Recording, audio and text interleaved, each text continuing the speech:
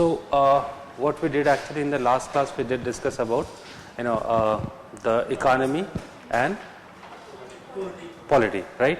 So yes, we did discuss about economy and polity, and as I told you, now there were two other aspects which are left, and these are religion and society, right? So let us begin with the religion and then we'll move on to society, right? So as far as this religion is concerned, right, the religion of early Vedic period is concerned, so there are few things that you always you should keep in mind, that whenever you are talking about I mean to say religion. So I have already discussed that whenever you talk about religion, there are several aspects of there are two different aspects of religion, and that you always remember. And what are those aspects that I told you? Material and philosophical or spiritual, right? So once we need to discuss about the religion which was there in early Vedic and later Vedic period, so again we have to keep in mind the that sort of division within in religion, which is called as material and I mean to say philosophical, or we can say the spiritual, right? So as far as this religion is concerned, so you do know that normally what is the basic objective of religion? Why do we follow any religion? What is the basic goal for following any religion? Moksha, right? Salvation is the basic reason because of what we people follow any religion. But at the same time, you can't avoid the material aspect of the religion also. Why? Because ultimately there's a very popular thing, right? And that could be that should be always in mind, that whenever you are talking about religion, right? So it's a very common concept that people have started worshipping those powers which could not be faced by them, right? And I think I have given you the examples of the the bhaiyas of UP. जानते हैं ना, UP में भैया लोग होते हैं कुछ जैसे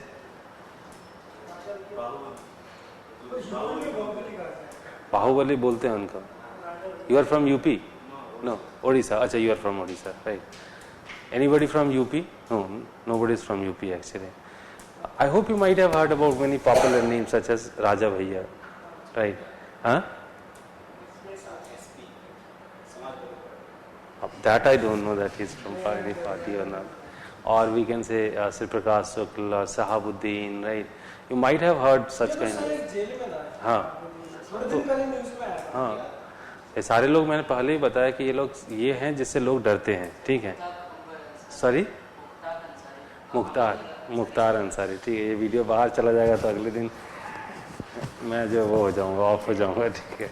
नहीं, actually they are very powerful kind of persons, right? And these people are very successful even in politics in their respective areas, right? That also I hope you might have heard sometimes, right? And in fact, once they are becoming very powerful, they are coming into politics and they are winning the election. And this is most surprising thing, that in India there's an indirect provision of casting the vote. I mean, you are not nobody knows about you that you have casted your vote in his favor or yeah. But even though they are casting their vote to such kind of people, right? So what is the basic reason for that? What is the main agenda for that, right? So basically it has been said that if you are afraid of any power, right? If you are afraid of any power, so what is happening? You are just you start worshipping him. So somehow if you'll see the evolution of the society, so you'll find that from the beginning times, you'll find that once the forces which could not be faced by the people, right? They normally start worshipping such kind of people, right?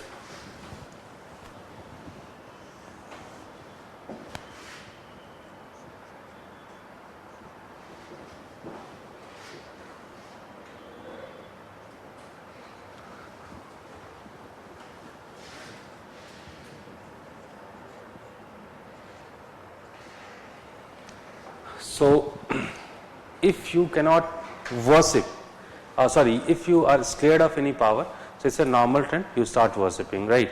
than any such powers. So as I told you that this is true for most of the evolutionary societies, that they used to worship the nature, right, or the forces of nature. So I mean, as I am telling you, this is irrespective of any communities or any specific community, it is true in general, right. So normally this trend could be seen. So if we talk about the early Vedic religion, right, the religion which is there in early Vedic period, so there you'll find that they had a pattern. And what kind of pattern they had, right? Okay, before I come to this, the pattern in the early Vedic religion. So I just told you two things. The first, that religion is religion is having two different aspects. The first is material, and the second is philosophical, right? But one thing that I have again I must tell you that I have already discussed, but even though we need to discuss it, right? So basically what happens whenever we talk about Hinduism, right? Whenever we talk about Hinduism, so that's a very prominent idea that we people are Hindu, right? And in fact, this is a common assumption that most of the people are living in this country, right? They are Hindu, right? Or they are following Hinduism. And once I'll ask this question that who exactly started this Hinduism, so the only answer which comes into the mind, these are the Vedic people who started or initiated this Hinduism, and later on it was broadly followed by most of the people living in this country. But to some extent it is true, right? It is not, it is partially true, it is not completely true. Definitely you'll find the number of Hindus more in this country, but if you think that all these people living in this country, right, they all were Hindus, right, that's a wrong assumption. And in fact, whenever we are talking about Hinduism, right, or whenever we are talking about this particular religion, right, there were so many other names also of this religion, like Sanatan Dharma, and there was some other names also. So normally what happened, anybody who came from outside, outside of India, they always thought that those who are living in this country, they all are Hindus, right? But in fact, right, that is, as I told you, that is partially true. And I'm just giving you one example, and then you'll be able to understand in a better way. Because once the colonial people came and they finally realized census is very much important and they must conduct census in this country, so they conducted a census, right? And what was the early year when 18?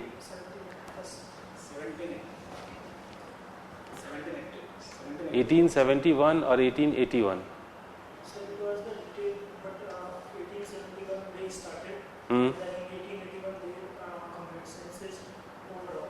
Okay. What he is saying, that is partially correct. 1873 is the first census, right?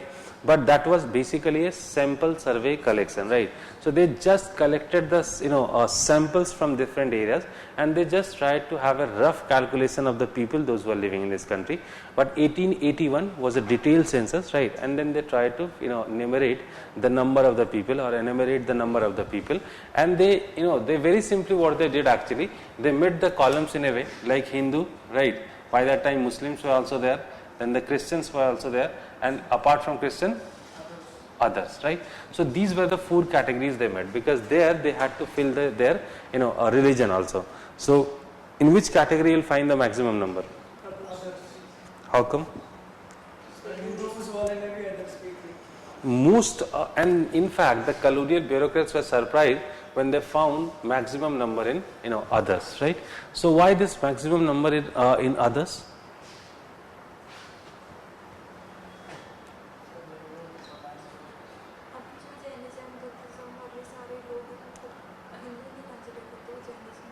Okay, fine. What she is saying, that most of the people, even the such as Buddhist, right, Jaina, normally in fact there was no as such number of Buddhist people in India, right?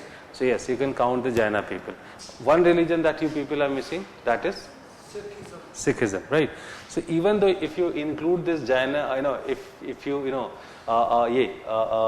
remove this Jaina and the Sikh, right, from here in the from the category of others, even though there would be a great majority, there should be a great majority of Hindus, then what happened? Tribals तो अभी भी हिंदू में नहीं count होते हैं, फिर क्यों? आपको कैसे ऐसा पता होता था?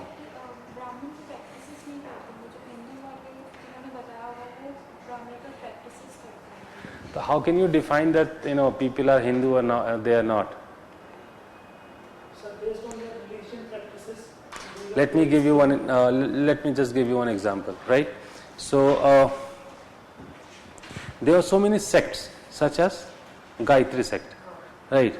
And so many other sects that have come into limelight in these days, right? So did they consider themselves? I mean, do they consider themselves Hindu?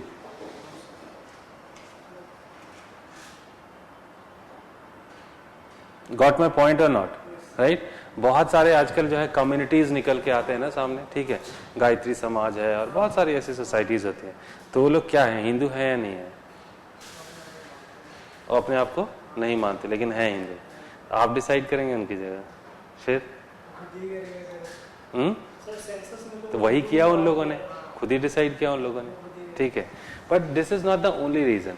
Acha, one more thing which is very very common, and I hope you must be knowing about that Hindu religion has been divided into 4 varnas, right?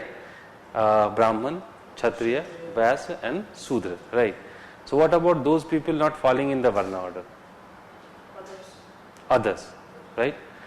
But were they Hindu or not? Such as, I'm just giving one example, right? Such as Chandals, were they part of Hindu community or not? Hindu religion. Chandals नहीं थे. अभी आप मानते हैं या नहीं मानते हैं हिंदू? काउंट तो होते हैं, वही तो मैं भी कह रहा हूँ, काउंट तो होते हैं.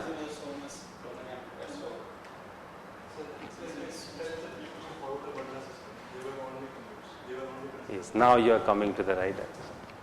Basically what happened, there was no as such fixed definition of Hinduism, right? And that is why Hinduism could be defined in a different way, right?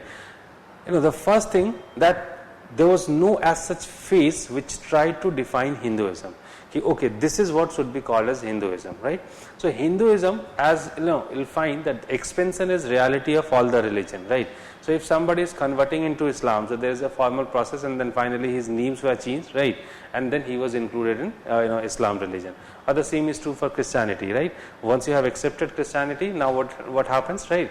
Definitely your name has been changed, right? Now you has been known, you have been known as a like you must be carrying a Christian name, right? Or a Muslim name, and then all the processes are done, right? Have you ever heard that if you're converting into Hinduism, so the names are also changed? Hinduism में सुना है? नहीं सुना है ना, नाम नहीं बदलते हैं, ठीक है, चलता है वही चलता है. So somehow Hinduism was not a very defined religion, right?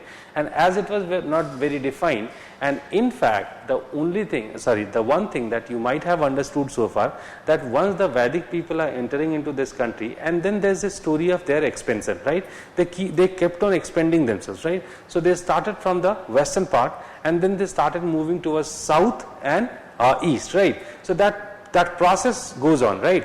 And ultimately, as this process is going on, so what is happening in that process? I have earlier also told you that suppose this is the the varnasrama dharma. Sorry, this is the the Chaturvarna system, right? And then from here they are just expanded to this region, then expanded to this region, and then expanded to this region, right? So that is how they kept on expanding. So once they are expanding, so the people, those who are living in this area, right? So those who are living in this area, what happened? Some accepted or became part of the Varna order. Getting my point or not, right? How come it is possible? Let me tell you one thing very frankly. Suppose I am the person, I am representing Hinduism, right? Or not Hinduism, but Brahmanism, right? So I am representing Brahmanism, and I just captured this region and I tried to Aryanize the community, right? So what happened? These 3-4 fellows have been placed in the Varna order, right? Like he was the commander of that this community, and she has been placed in the category of Kshatriya, right? These two have been kept in the category of Vaisya, and these two people in the Sudra, right? So just imagine, I know that reality, right? So these two have been considered in Sudra, right? What about you 3 people? Others. What about you 3 people? Right?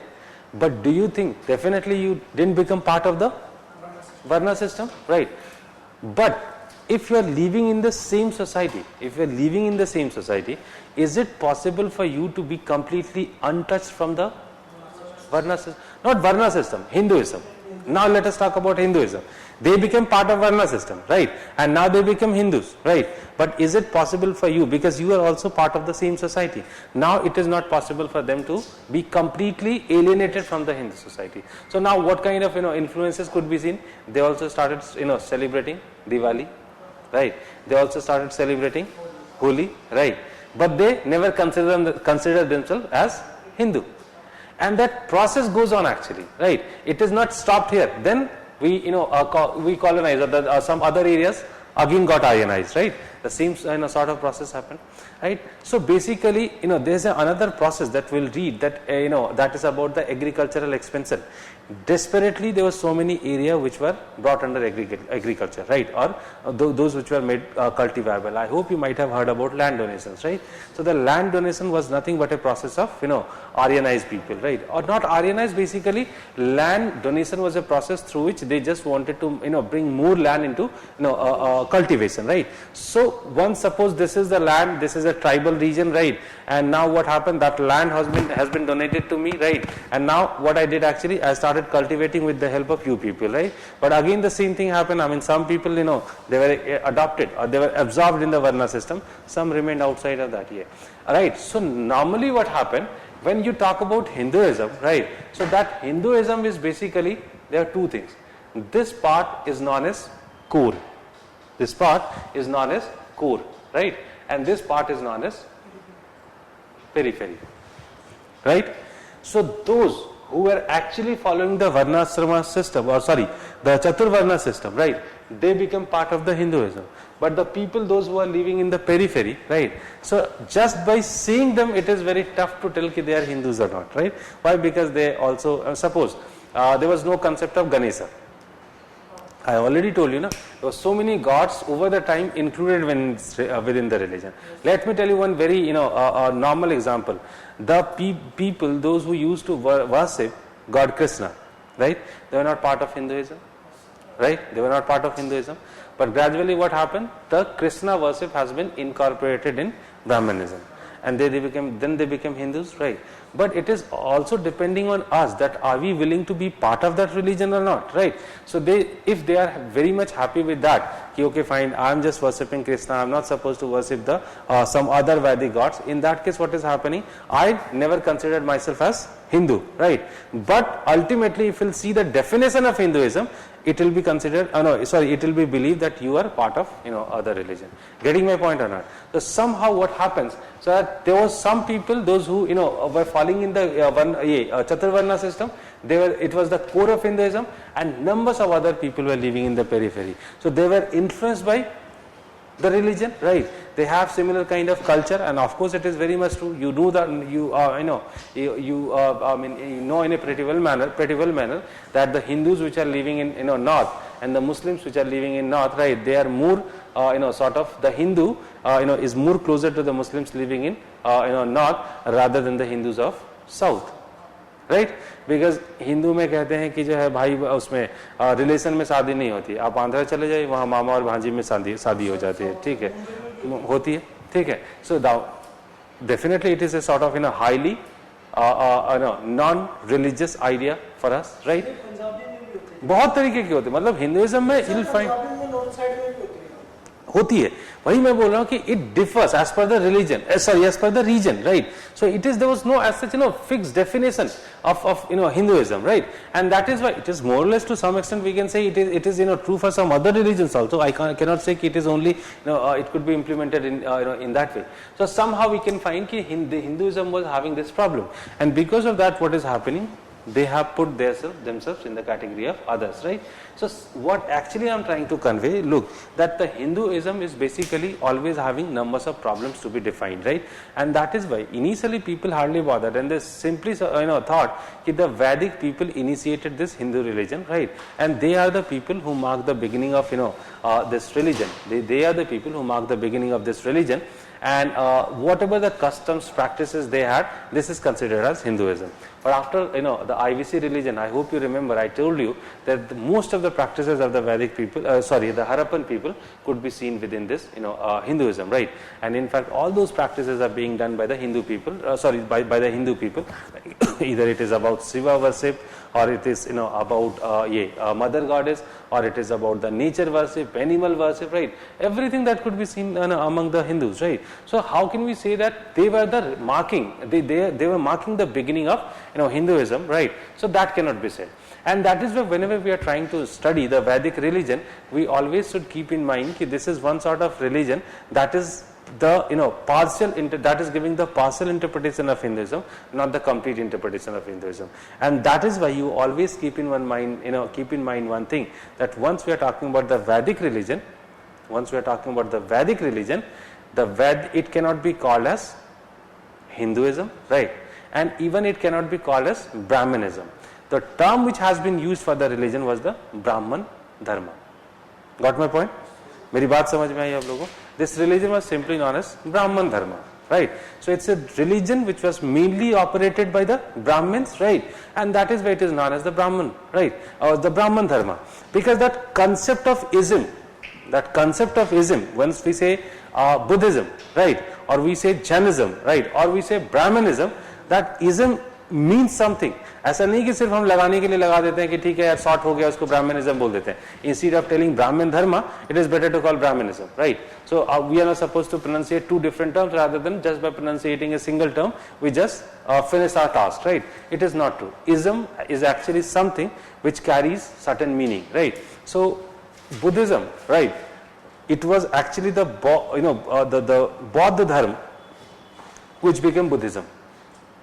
It is the Jain Dharma which became Jainism. It is the Brahman Dharma which later on became Brahmanism, right? And it's very late when they have, they got a religion called as Hindu, and that religion has been called as Hinduism, right?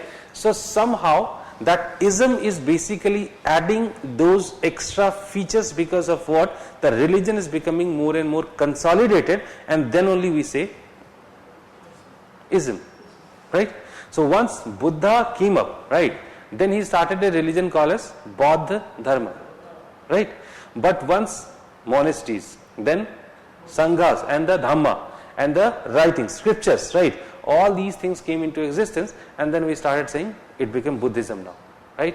So once you talk about this religion, so I hope you got my point, that we can't compare even it with this Hindu Dharma, right, and Hinduism, right? That's a very late development, and that is why here we are not talking about Hinduism. That idea should be very clear, right? It's simply the Vedic religion or the Brahmin religion which we are talking about.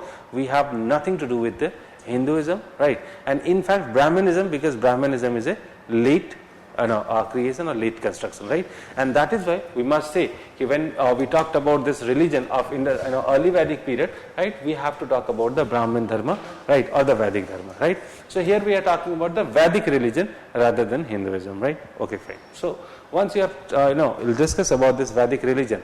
So during the early Vedic period, you'll find, or normally you might have read also, the religion was simple, right?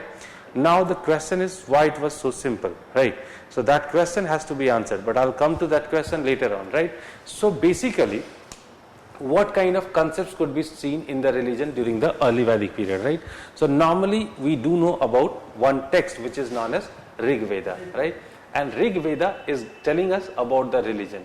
And more or less you do know that this religion, this text was about the religion only, and that is why we find extensive information on religion through this particular text. So basically Rig Veda has told us, or has given us numbers of information regarding religion.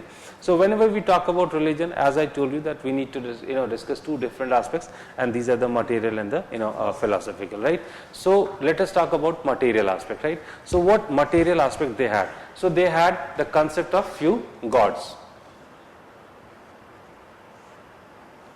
They had the concept of few gods. Now once we say God, right, the concept of God itself, the idea of God itself is a concept. Have you seen God? फिर किसको हमने God बोल दिया? जो तो उसको God क्यों बोलते हैं? इमेजिनेशन. तो कैसे इमेजिन करते हैं आप गॉड को? supernatural power. नहीं, कैसे आप जब आंख बंद करते हो गॉड को इमेजिन करने के लिए, तो कैसे इमेजिन करते हो?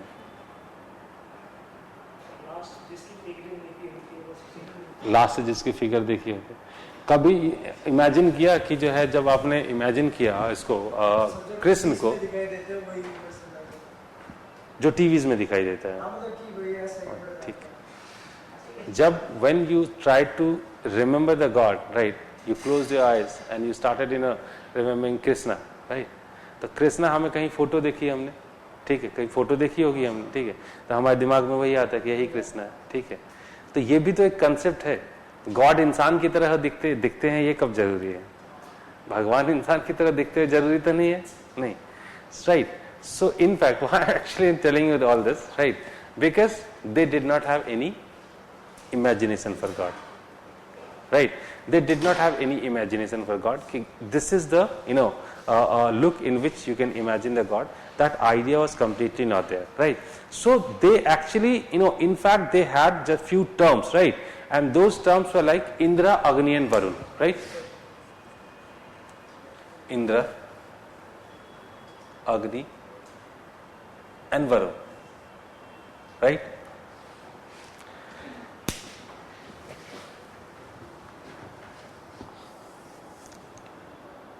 And in fact, I must tell you, they did not have any kind of imagination for the God, right? Although it is partially correct, right? Because in some of the instances, right, they have been imagined as God, right? But some of the things were different. Because if we are imagining the people, if we are imagining the God, not people, if we are imagining the God, of course we can imagine the God with 2 hands, 2 legs, but sometimes we have imagined the God with multiple of hands, multiple heads and some other things, right? So sometimes, we find the reference that they look like that, right? And in fact they have just, they are clad in the, these kind of cloths, these kind of references are there. So more or less, they might have such kind of imagination, but that idea was not very dominant, right? So maybe, as I'm telling you, that some scattered references are there where they have imagined the God, right? But these references were very, sort of limited, and that is why we can say that they did not have any sort of imagination of God, because once you have imagined the God, so you'll start idol worship, right? So the idol worship was not in practice by the early Vedic people, and that is why what happened, they did not have any kind of idol worship during this early Vedic period, right? So now why these gods only, right? So once we need to discuss about these gods, so at the same time I must tell you about few more concepts, right? Once you're talking about these gods like Indra, Agni and Varun, so out of these gods, at least Indra, Agni and to some extent Varun also has even been discussed in Avesta, right? It means that these ideas not originated here, right? These ideas were the borrowed ideas, right? So these ideas, it has been said that these ideas have been borrowed from the Avesta, right? And as the same kind of concepts have been discussed in that region, and that is why they are simply coming to this region with those kind of imaginations of the gods, right? And in fact, as they had to also save the they had to also face the similar kind of problems, and that is why it might be more practical to follow the same kind of religion. But it doesn't mean that the situation is altogether similar to the Central Asian condition, and that is why what happens, gradually their religious concept got changing, right? So initially what happened, they just imagined these gods, but at the same time, as their concept was slightly different, and that is why you'll find some different interpretation also of the gods, right? Like suppose if we are talking about Indra, so Indra has been imagined, definitely he is supposed to be the god of rainfall, right? Indra is supposed to be a god of rainfall, right? So at the same time, Indra has also been called as Purandar, right? The person who destroys food, right? So why this new concept is coming, which is completely missing in the Iranian text Avesta? Because they might be having clash with those communities which are having a certain kind of food, and normally we say that they had to face those IVC foods, and because of what they might have imagined it in this way, right? To what extent it is true, that we don't know, right? Then the second concept is Agni. What is the significance of Agni? That is the meaning of Agni. यज्ञ तो होता ही नहीं था. Sir, for cooking, sorry, जंगल में आग लग जाता होगा. और एनीथिंग एल्स अपार्ट फ्रॉम जंगल में आग लग जाने से? No, to some extent it might be true. I am not denying this fact, right. हो सकता है सही हो, ठीक है, वो डरते हो, but sometimes definitely the interpretation which has been, sorry, well, there might be possible, right? I mean, possibilities, anything is possible, right? We cannot say anything very confirmly, but at least one thing that is pretty sure, that once they entered into this region. So why did I tell you that it is not necessary that all the ideas were all the ideas originated here. Some ideas might have borrowed also, right? So in fact it might be possible that during this period in Iran or Central Asia, they had a concept of yagnas and the rituals, and that is why they might have borrowed this idea, because the interpretation that you will find in the text, it is always there in a way that Agni is basically something which is carrying your sacrifices to the gods, right? So there were few concepts like, if it is being carried upward, it means that gods are living somewhere in the anywhere, sky, or it may be anywhere, right? So somehow we can say that they had this concept of Agni. What is the right interpretation of Agni? We don't know that. And finally Varun, right? So what is the meaning of Varun? Varun is the god of winds, right? So again, winds might be a natural force because of what they have been worshipping the I mean to say Varun, but what kind of challenges they faced because of this wind, that we don't know. Like again we say that might be a concept which is which might have borrowed, because somehow we find the similarities between Varun and Nasatya, right? That god which could be seen even in the Central Asian text, right? So somehow these were the concepts that could be seen during this early Vedic period, right? And in fact there was only female deity that could be seen that could be seen as Usa, right? Usa. So Usa was the female god. Usa was the female god.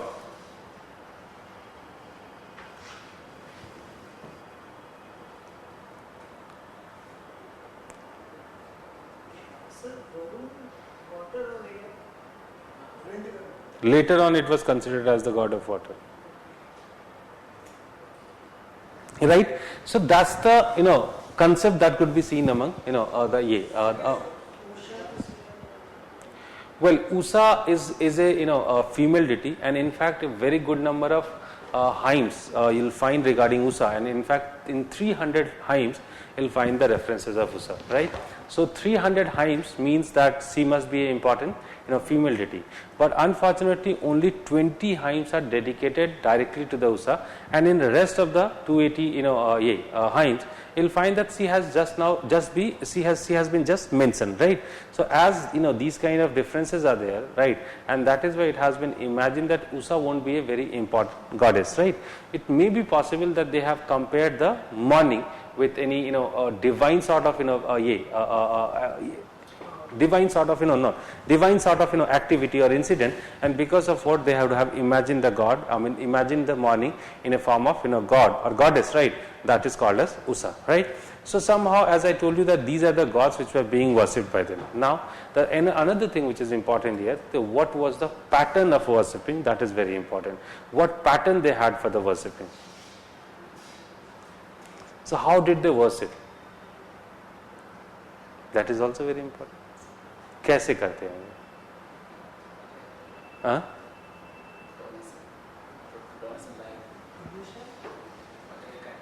बकरा काट के देते हैं.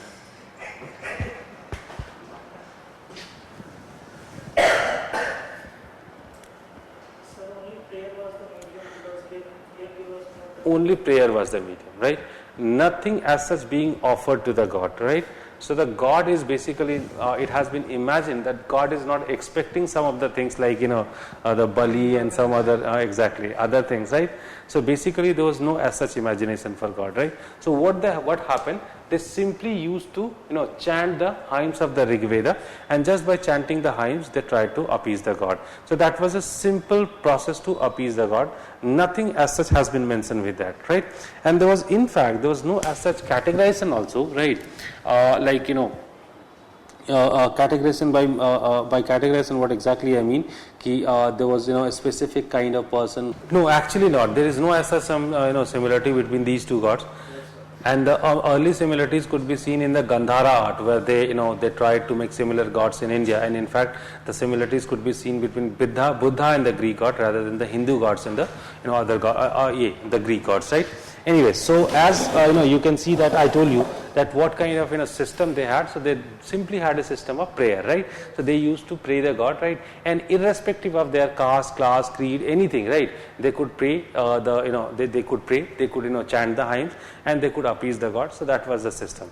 So normally this is the material part of the religion that could be discussed, right? But if we'll talk about the spiritualism, so somehow what exactly is spiritualism? What is spiritualism? Like the concept of God, the concept of soul, the concept of salvation, right? The concept of Brahma. So if concept of rebirth, right? So if these concepts are important, it means that they had a sort of concept for the the supernatural or sort of metaphysical things, right? But somehow, as I told you, that they did not have any as such concept, but we can discuss about the metaphysical concerns, right? And that is why the early Vedic religion has been called sometimes as material, right? And in fact it has been said that the religion was material. Why? Because most of the time, as I told you, that whenever you are going to the god, you can ask for two things, right? Either you can ask for some material benefits from the god, right? Or you can ask from some spiritual benefits, right? So in most of the hymns that we find during this Rig Vedic period, you will find that they have simply done the prayer just to they have simply prayed the god, they have done the prayers to the god, or offered the prayers to the god just to get some material benefits, right? So what kind of things they just wanted to get? So very simply we will find that they were just asking for the son child, they are asking for more cows, right? Or more there is a term which is very popularly used in Rig Vedic text, dhanya, right? But dhanya doesn't mean rice, right? Dhanya means any sort of food grains, right? So in most of the cases we'll find that they are just asking for such kind of thing, and that is why we assume that the religion was hardcore materialistic, and in fact they did not have much concept about these ideas or these the ideas regarding God, soul, salvation, Brahman, rebirth. That ideas were not existing existing among them, right? And that is why we have normally concluded that the religion was very simple in nature, right? And anybody could chant the hymn, right? And only they were asking for the material benefits from the god, right? And that is why if this question is asked in a way that the Rig Vedic religion was more materialistic, or it seems that the Rig Vedic religion was more materialistic, it may be perfect also, right? But yes, the religion got changed in the later Vedic period, and in fact numerous changes occurred during this later Vedic period. So we need to understand the reasons for the transformations and the reasons, right? So the first thing which is important, that during this particular period there were numbers of texts which are telling us about the religion, right? So it is not only about the rest of the three Vedas, then what else?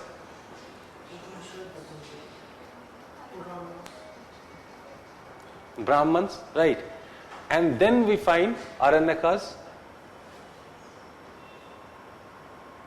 and Upanishads, right? So now somehow we have more texts which are dealing with the which are dealing with the concept of religion, and that is why sometimes we can say as now we have ample of sources, so these are giving the better description of religion during this particular period. So now if we'll discuss about the religion during this during this later Vedic period, in that case we'll find that the whole concept got completely changed in the later Vedic period, and now the concept of gods, right, that got completely changed. So in the gods now we know about the Brahma, Vishnu and Mahesh, right? So now these three gods became important: Brahma, Vishnu and Mahesh.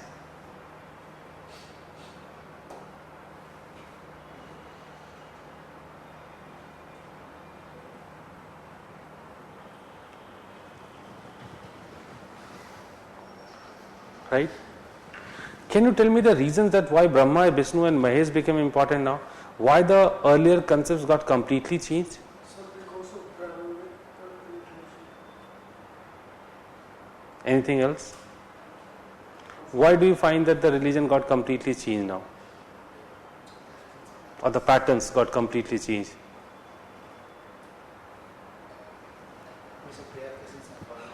They are?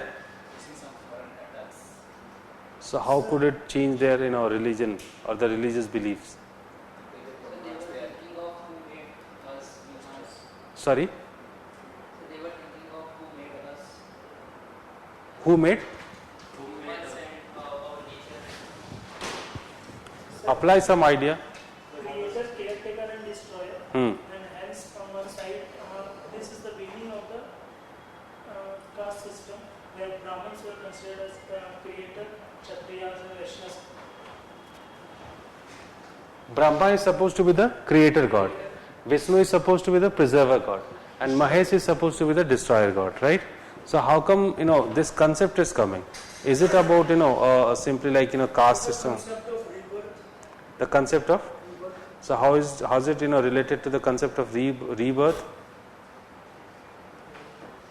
How is it related to the concept of rebirth?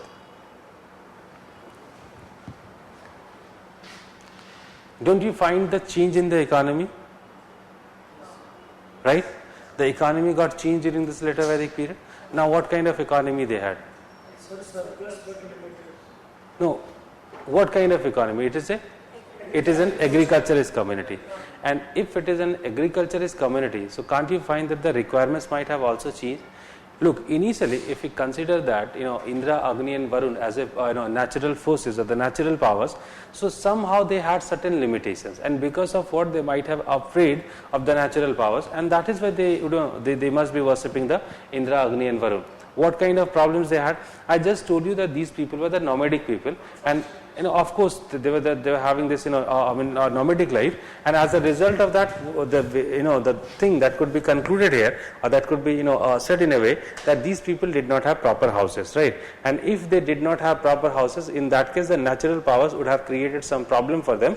But now that particular sort of scare or fear is not there. Right now they have started, because now they have converted into settled life. They have just got the settled life, and as a result of that, what is happening now? These people were not supposed to they were not supposed to get afraid of the forces or the powers of nature, right? So very simply, what is happening now these people got the different concept, right? And in fact they have a very good settled life, and instead of facing those kind of difficulties which were being faced by them earlier, now they just wanted to maintain the existing system.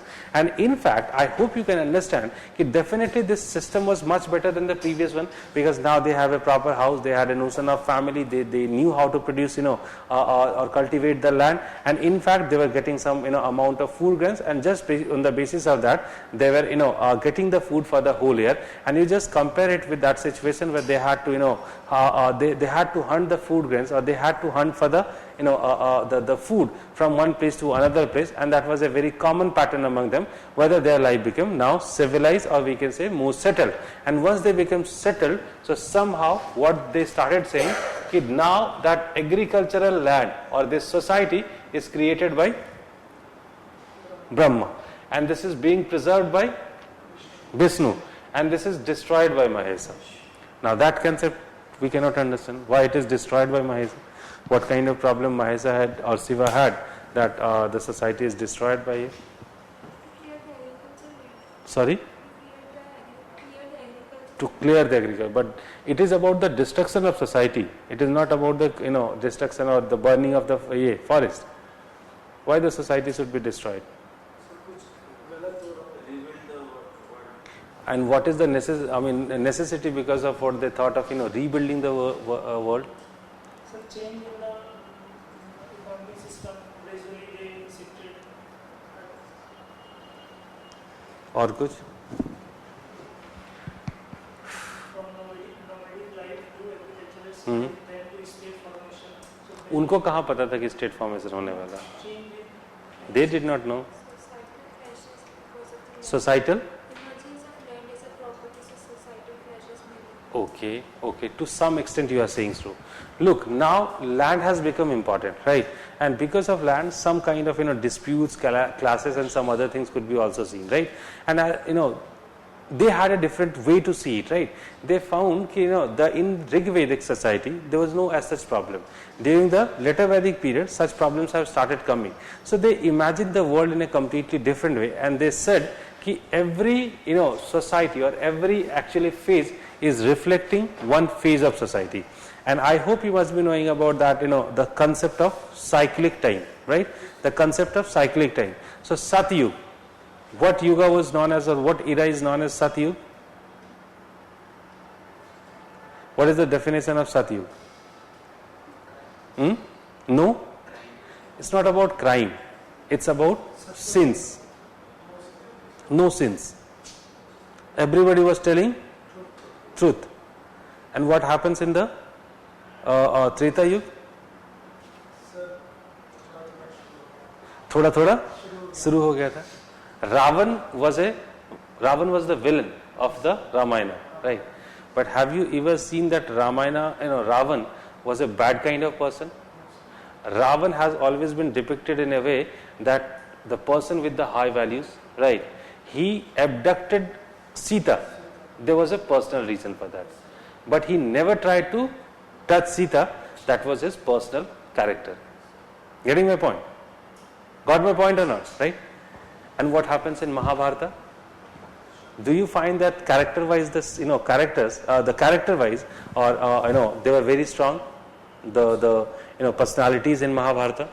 Look at Sakuni. Look at Duryodhan, right? In fact, even some of the brothers of Pandavas, in Pandavas, they're also very corrupt, right? So in fact, these corrupt practices became more common, and in fact, you'll find that the personalities which play the character of the heroes in the in this particular epic, right? They are also corrupt, right? And that is why it has been shown that they all, when they are marching towards heaven, right? What happens? Nobody was capable of reaching there, except why?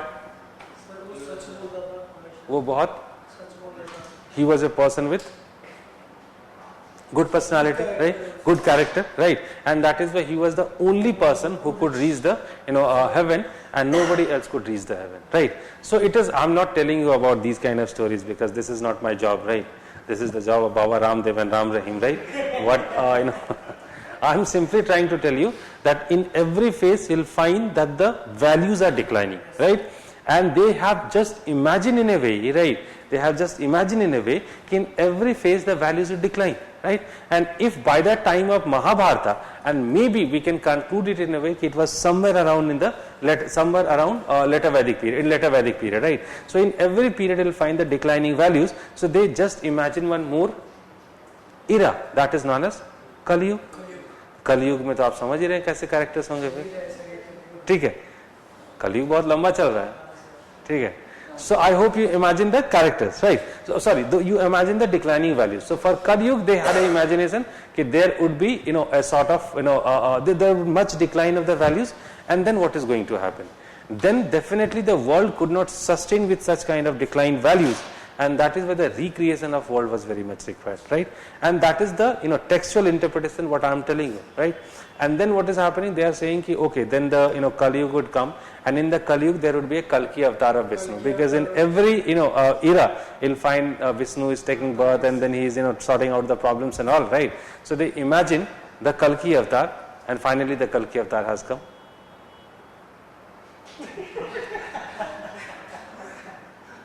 नहीं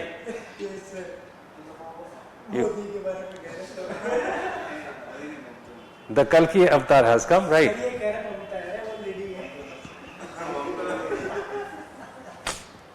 Think beyond Bengal, yaar.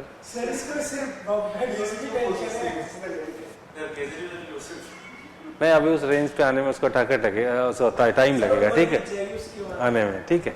So somehow, that was the imagination. But it is not about that, incarnations or, sort of other things. It is actually about the declining values. And to some extent it is true also, right? That yes, values are declining. And then they imagine the destruction of the, of the world, right? And the new creation of the world, right? And that is why they got a new concept. That concept is known as Shiva. But that concept cannot be very simply, it cannot be simplified in this way, that this is the concept of Mahesa, right? So it was a textual concept, right? It was a concept discussed in the, the religious text, right? But as you do know that most of the concepts in the religious text are fake, right? So these are the imaginary concepts, right? So what is the real concept, right? If you are writing the answers, so okay, and this question has been asked also. They have asked one question in general studies about Nataraj, right? Why this particular theme has become so powerful, right? So this is the textual reference that you will find even in the books of art and culture, that this is the reason which has been given for the birth of Shiva, that Shiva has been imagined as an important god, right? And Shiva is definitely playing very important role, but this is not the historical reference for Shiva, right? Now, one thing that could be noticed, that if we talk about Shiva as a god, so he hasn't been treated equally with the other gods, right? Rest of the gods used to live in heaven, right? The the good ladies are sort of beautiful ladies around the gods, अप्सरा जिसको बोलते हैं, ठीक है, और वो लोग स्वर्ग में रहते हैं. They are just leading a good life. Is that true for Shiva? No. Shiva is living in Kailash Parvat, and apart from that, Shiva is basically surrounded by the monsters, demons, snakes, animals, ठीक है. Shiva, ऐसा क्यों भाई? ऐसा क्यों? क्या गलती की थी शिवा ने?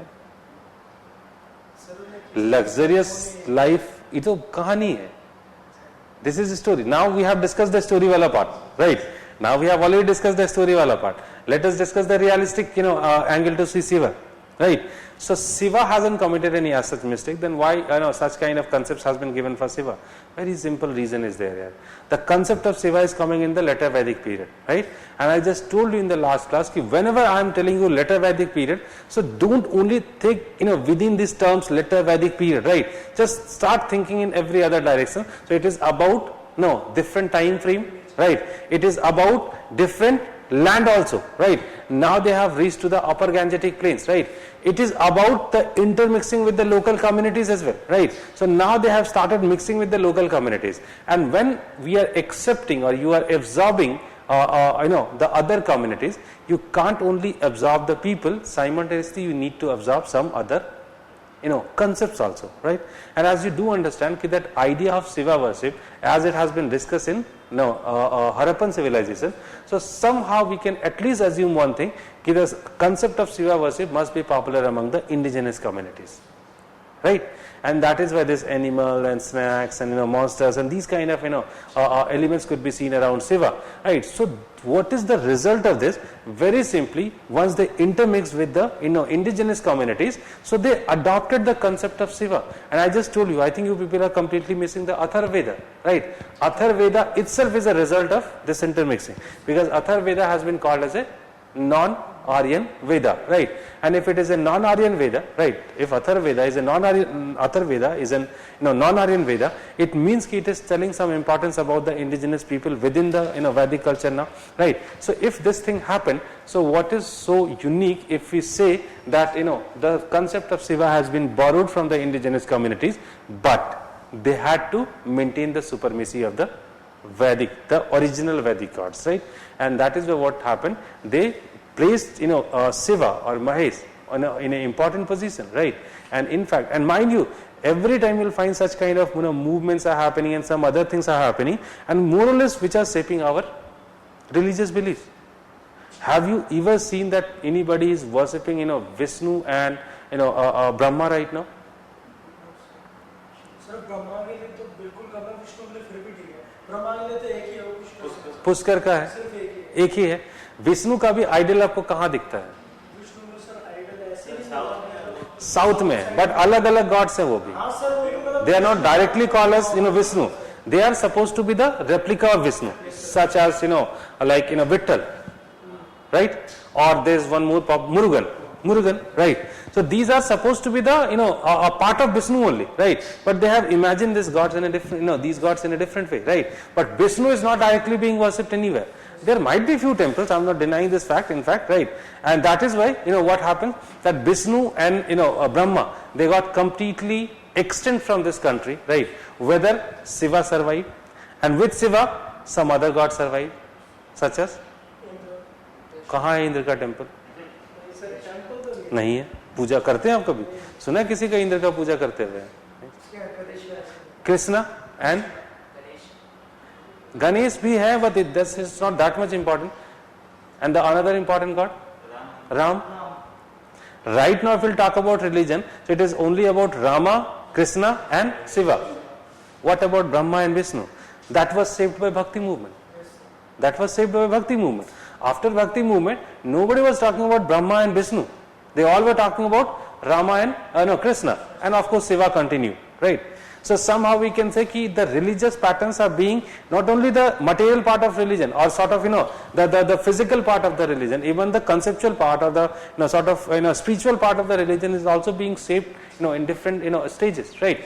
So somehow if we'll talk about, so it might be a result of that Mahesa became an important god, right? But somehow he was not given equal importance with the Brahma and Vishnu, right? So out of this three Dev, only this concept survived. Let's actually went off, right? And that's some others, right? The others became completely extinct from this country, and that is why we can say that the religious pattern got completely changed in the later Vedic period. And somehow it could be summarized with two things, right? That the first, that now their society has gone through a complete transformation. It has become an agriculturist community, the first thing. And the second thing, now the society is not only about the Vedic people, right?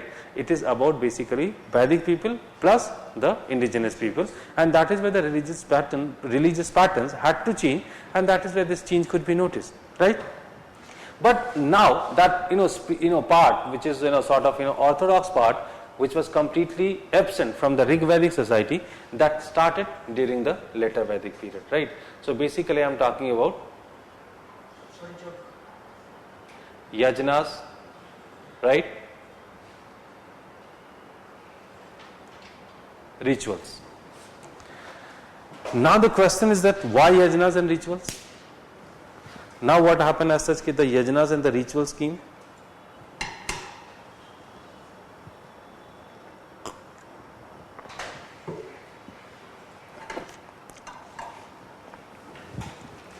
Why the yajnas and rituals? Sir, agriculture community तो sir वो sir मतलब की surplus हो उसके लिए like parasite Parasite. ठीक. Now what is happening? Look, the economy has definitely changed from the previous phase, right? So at least there was some amount of surplus that have been created right now, right? And if some amount of surplus is there, so I told you many times in the class that whenever you talk about the development of human history, it is basically the class for the surplus. Whenever the surplus comes into the society, people came up with various ideas to grab the surplus. ठीक है? अगर थोड़ा सा भी extra है तो वो बोलते हैं कि मैं लूंगा इसको, मैं लूंगा, ठीक है? और जिसके पास ये है या जिसके पास ये है, ठीक है? यही दो तरीके हैं surplus. These are the two ways through which you can grab the surplus, or you can extract the surplus from the communities, those who are part of the mode of production. So there were few classes, right? Those classes were actually not part of mode of production, and now these people got interested. Maybe in the Rig Vedic, maybe during the Rig Vedic people, everybody was part of mode of production, right? Irrespective of caste or Varna system, right? Or gender also, right? But now, as there was some amount of surplus, right? And that is why what happens? Now these people have started imagining, okay, I can grab the surplus, and if somehow I have grabbed the surplus, right, so the life would be better, right? And that is why what happened, there were two communities come up, right, Brahmanas and Kshatriyas, right? And these communities just tried to grab the surplus, right? So, now what might be the best way? And in fact, if you're thinking in a way that this is nothing but a sort of imagination, or it is happening only after the later Vedic period, so that's a wrong thing. Actually these things are now running parallelly. right? If you think that the society got completely changed in the later Vedic period and there was no as such transformational phase between these two, right, that is incorrect. These changes are gradually happening, right? And once these changes are happening gradually, so definitely some coordination, some nexus and some other things also could be seen, right? So one thing that could be noticed ki gradually they realized the importance of agriculture and they thought ki if the society is, is largely involved in agriculture, it could produce the surplus and somehow it could, they could lead a better life, with the help of the agricultural surplus, right? But somehow they had to extend that agriculture, right? And just for the expansion of that, what they did actually, they started expanding the society also. Getting my point or not? नहीं समझ रहे आप मेरी बात? Both the things are running parallelly. ऐसा नहीं होता कि एक आ गया उसके बाद दूसरा आ गया. Try to get my point, right? Both the things are running parallelly. As I told you that Brahmins, once the surplus came and the Brahmins became very much interested in grabbing the surplus, or the Kshatriyas became very much interested, in grabbing the surplus or capturing the surplus, this is not true, right? Basically, both the things are running parallel. I mean, suppose gradually they are converting into agriculturists. Try to get my point. Gradually they are converting into agriculturists, right? But at the same time, for what would be the best way for the agricultural expansion? What might be the best way for the agricultural expansion? The tribal people, those who are living in the in the periphery, they were also practicing agriculture, na? Right? So it is not true that people were not living in the upper Gangetic plains. Definitely people. I just told you. I hope you people are missing that even in the the western region or the western UP or the upper Gangetic plain, we do find certain Chalcolithic cultures. Do you remember that or not? I just told you OCP culture.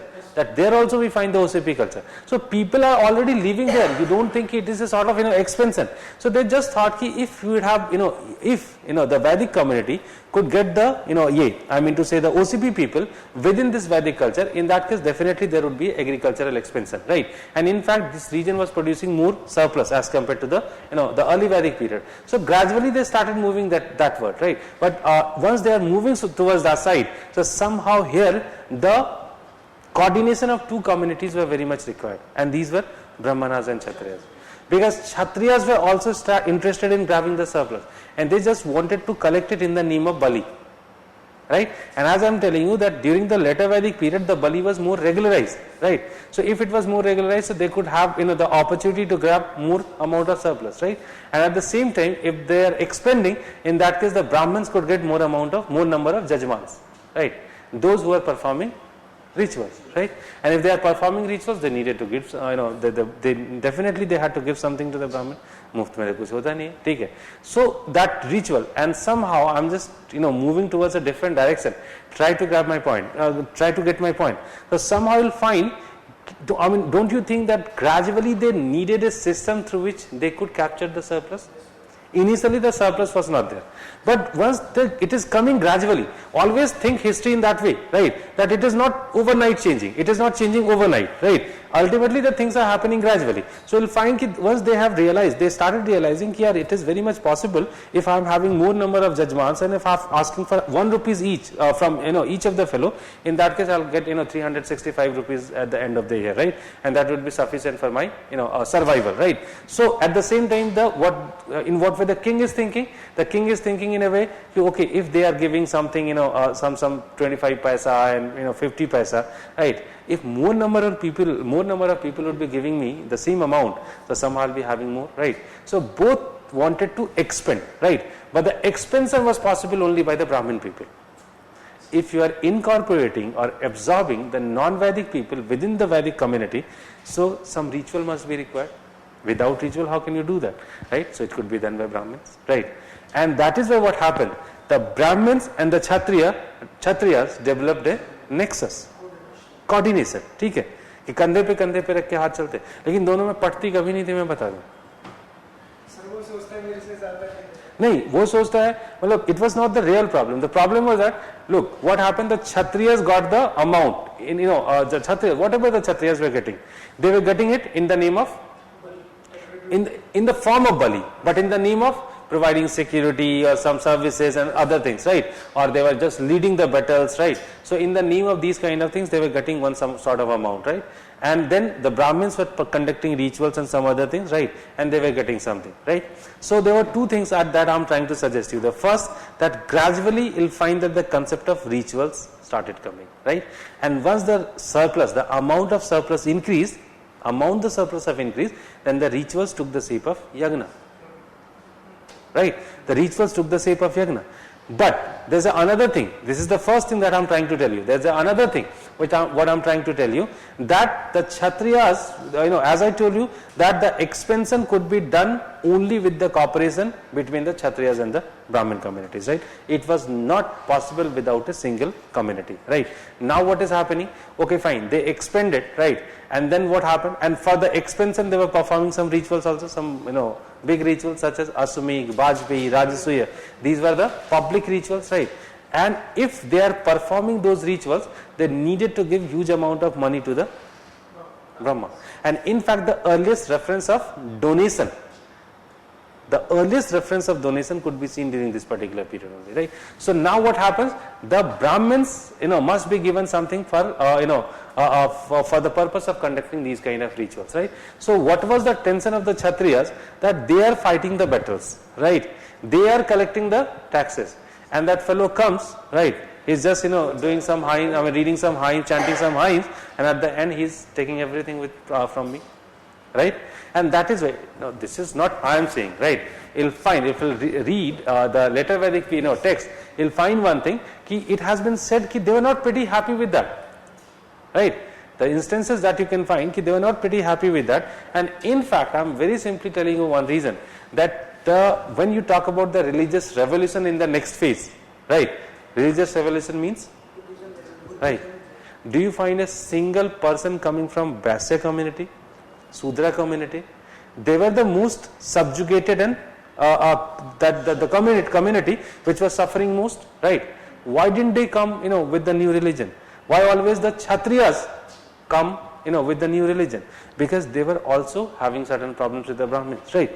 And that is why what is happening, that it is not only about that, it is at the same time that rivalry also started flourishing, right? And because of that rivalry that is coming into the apex during this, 6th century BC or 5th century BC, so somehow it marked two things. Initially the coordination between Kshatriyas and Brahmanas, right? And the second thing, the importance of rituals, and then great rituals called as yagnas, right? And this question has been asked in UPSC history optional, right?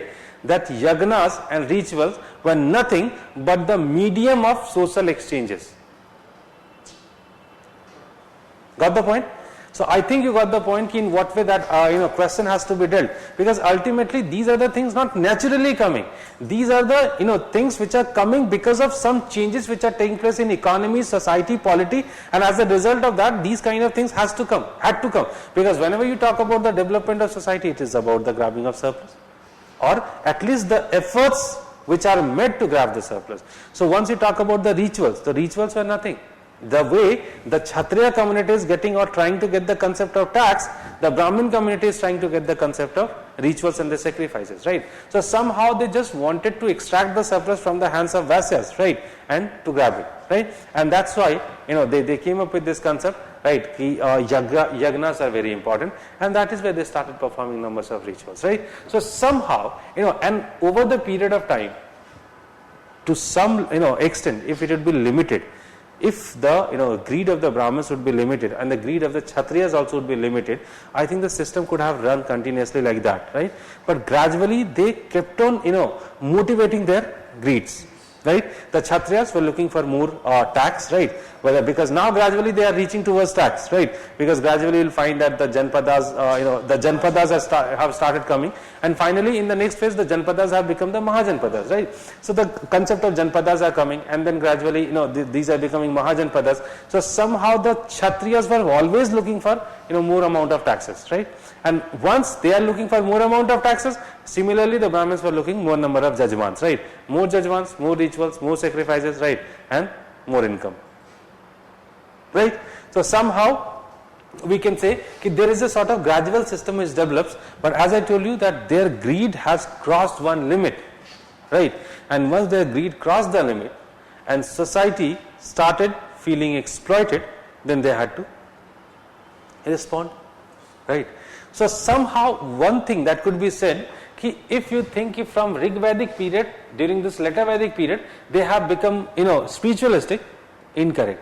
They have become more materialistic, or the religion has become more materialistic, right? And in fact now these people, so far at least religion was simple, they were just asking something from the God, right? But now these people have started how to regulate the society as per their own benefits, right? And that is why I must say that religion became more materialistic, and the religion is now only became a mean to grab the surplus from the rest of the societies, right? And that is somehow added the complexities in the religion, right? And if you think that this race could be seen between Brahmins and the Kshatriyas, that is also incorrect. That is also incorrect. That race even could be seen within different sections of Brahmins within the that particular section, right? Because now you won't find a reference of a single sort of Brahman, right? Now different categories of Brahmins started coming. नहीं बता रहा हूँ, शादी जिससे आप कराते हैं क्या मैयत उसी के से करवाते हैं? नहीं कराते हैं ना, हर रिचुअल के लिए अलग अलग ब्राह्मण होता है. ब्रॉडर, ये तो नैरो रेफरेंस था. Broadly if I talk about that, I hope you must be knowing about Hotri, Adharvayu, right? Udgata, सुना है नाम कभी ये सब? These are the Brahmins, different categories of Brahmin. Hotri were those Brahmins who could recite Rig Veda. Udgata were those Brahmins who could recite Sam Veda. And Adharvayu were those Brahmins who could recite Yajur Veda, right? And Hotri, let me write.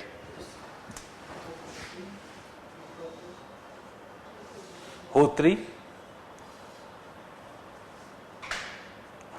Udgata and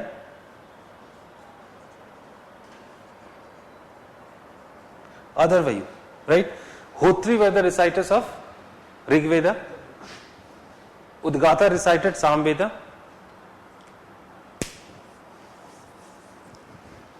and Adharvayu, they recited Yajur Veda. Now you just tell me one thing. In which Veda you will find the reference of rituals? किसमें? Rituals, not Atharvaveda. Yajur Veda.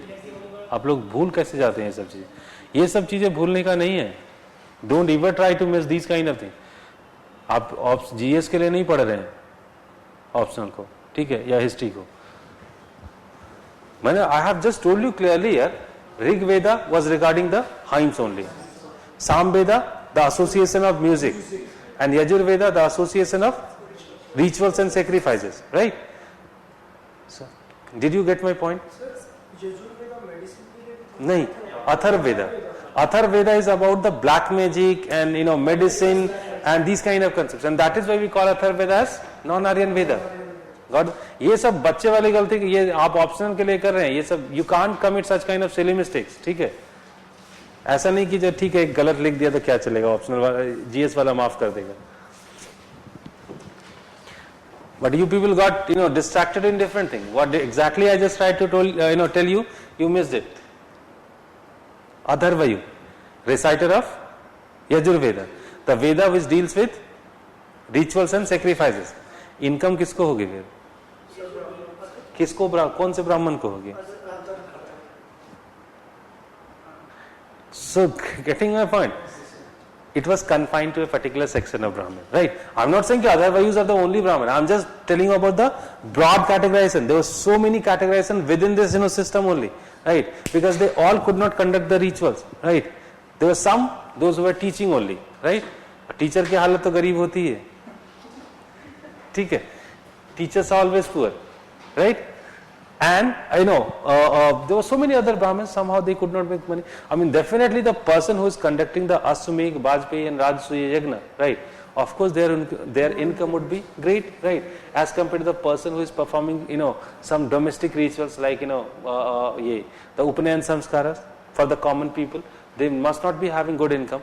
So somehow there might be two different ways that came out from here. The first is about one section of Brahman, those who are not benefited of this system. There might be a possibility, and there might be a very good possibility that yes, there were some people, they felt always alienated, right, and somehow they did not they never found themselves as part of this system, right. So now what to do? Now what to do? And there might be another interpretation for this, that some Brahmins were not very happy with this system, because if your inclination is towards spiritualism, you won't be happy with this kind of, because they understood what is going on in the religion, right. So in that way, in that case, what is going to happen? They would have responded, right. How come did they respond? Exactly. So now it has been interpreted by historians in two different ways, right. One, that there was few Brahmins which which were not getting access to the income, right, and there might be another interpretation that some Brahmins, those who are not very happy with this sort of change in the religion, and they always wanted a simple form of religion, but as religion was becoming more and more complex, and at least you can understand that now it has become complex, because if you are not performing the ritual, you cannot even think of not performing of ritual. Getting my point or not? कभी आपने Hinduism में सुना है कि कोई पैदा हुआ और उसके बाद कोई रिचुअल नहीं हुआ, ऐसे ही छोड़ दिया गया, या मरता है तो कोई उठा के फेंक दिया गया ऐसे ही? ऐसा तो आप कभी नहीं सुनते, या कहीं भी ले जाके जला देते बिना पंडित, ऐसा तो हो ही नहीं सकता. तो actually what happens, they started scaring people by telling numbers of things कि if you are not performing ritual, right, मोक्ष नहीं मिलेगा. ठीक है, मोक्ष नहीं मिलेगा. सबसे बड़ी बात है कि मोक्ष का तो कंसेप्ट बाकी लोगों को समझ में नहीं आता, तो बोलता था नरक चले जाओगे, और नरक में जाओगे तो फिर तो वही गर्म तेल की कढ़ाई, राइट, या फिर कोड़े, ठीक है, ये मिलते थे. तो लोग देखिए, they were very smart, the Brahmin people. They knew that only the literate people could understand the concept of salvation. It is not easy to understand the concept of salvation. What exactly is called as salvation? अरे यार, जिसको हल चलाने के अलावा कुछ आता नहीं है, उसको आप जाके बोलोगे कि जो है तुम्हें मुक्ति नहीं मिलेगी, मोक्ष नहीं मिलेगा, उनको मोक्ष समझने में एक जन्म लग जाएगा, ठीक है. बट उनको ये बोला जाएगा कि यार देख लो, अगर नहीं करोगे तो नरक में जाओगे, ठीक है, वो तुरंत दौड़ के जाएगा. ये सब इमेजिनेशन कहां से आता है? आप खुद सोच के देखिए ना कि how in what way we got such kind of imagination for the heaven, right. देखा किसी ने थोड़ी है यार. Nobody has seen the I mean to say heaven or hell, right? And mind you, it is not true for Brahmanism. It is true for all the religion. Even in the Christianity, you'll find the heaven and hell. Islam, you'll find the Jannat and Dozak, right? So in almost every religion, you'll find the concept of such kind of religion. And I hope you can understand how come these concepts must be coming in the religion, right? So somehow, these concepts were just to fool the people, right? And just by fooling them, because even in the present phase, we cannot imagine of not conducting those rituals. जो एकदम गरीब तबके का है, वो भी एक पंडित को बुला के भले 5 रुपए दे दे, ठीक है, लेकिन रिचुअल जरूर कराता है, ठीक है. जो एक्सट्रीम ही है, ठीक है, जिसका कास्ट बोल के जो है कुछ नहीं रह गया, ठीक है, क्योंकि ये सब चीजें 2 लेवल पे खत्म हो जाती है, वरना और ये सब. एक तो या तो आप एकदम एक्सट्रीम लोअर लेवल पे है, ठीक है, या आप एक्सट्रीम अपर लेवल पे, ठीक है, तो उनको जरूरत नहीं होती इन सब चीजों की, ठीक है.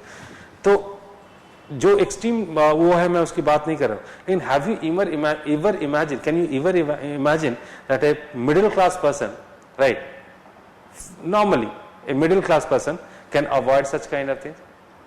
आप सोच भी नहीं सकते, ठीक है, हम भी शायद नहीं सोच सकते. इतने मार्क्सिस्ट और रेसिस्ट इसके बाद, सॉरी, मार्क्सिस्ट और रैशनल बनने के बाद भी we can not even imagine. और नहीं, आप हम अंदर से खुद नहीं मानते. पंडित घर में आ जाता ना, वो सबसे पहले कहता है गाड़ी मत देना इसको, मैं तो बाहर निकल.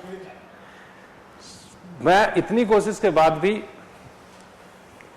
करना पड़ता है ये सारी चीज, ठीक है, तो वो अलग चीज है, that's a different thing, right. But somehow what actually I am trying to tell you, that one thing that you very easily you might have understood, that definitely all because of all the Vedas, those Vedas which were written in the present composed during this particular period, just because of this ritual sacrifices and some other thing, definitely the complexities have increased in the societies. There should not be any doubt in that, right? That definitely increased, but parallelly we can give some other interpretations, as I told you, that some people actually like the simple society and they did not like this complexity. Whether some it could be also said that some people were basically not happy with the system because somehow they were not getting access to the resources or the surplus, and that is why they just wanted to destroy or change this system, right? And let me tell you one example. If you think this is only true for the ancient India, this is not true for the only ancient India. When the Industrial Revolution came in England, some people were very disappointed with that. Why? Because they were not happy with the pace of life, right? And in fact, there was a new literature came up which is known as the Romanticism, right? And these people, to their maximum efforts, right, they tried to oppose industrialization, right? And they told that this system is not good for the country. Abhi शायद हम मान भी सकते हैं to some extent, because now it has become so much industrialized, right, that we cannot even imagine our lives without that, right? So these people have started opposing. They came up with this, different sort of literature, the fantasies and some other thing, right? They have started discussing. So whenever you find that there's a broad change in the social structure or society, some people always oppose that, right? So the same sort of group even came up after the later Vedic period, and during the later Vedic period, and they started opposing those systems. These are also Brahmins. Let me tell you one thing very frankly, right? These are also Brahmins, and they said that this is the religion which has been discussed in these Vedas and Brahmanas specifically, and you can add one more thing that is known as Vedangas, right? They are saying that the real religion has not been discussed here. The real religion has not been discussed here. They started discussing the real religion, the Aranyakas and the Upanishads.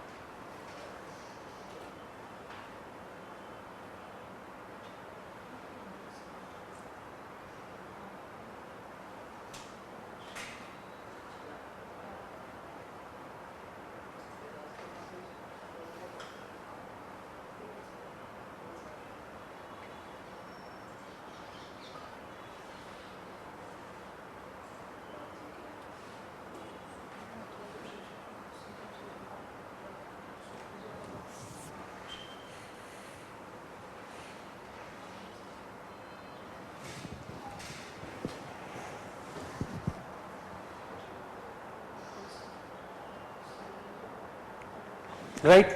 So as I told you, now these people were not very happy with this, right? And that is why they started discussing something else. Now, so the first literature that could be seen was Aranyaka, right?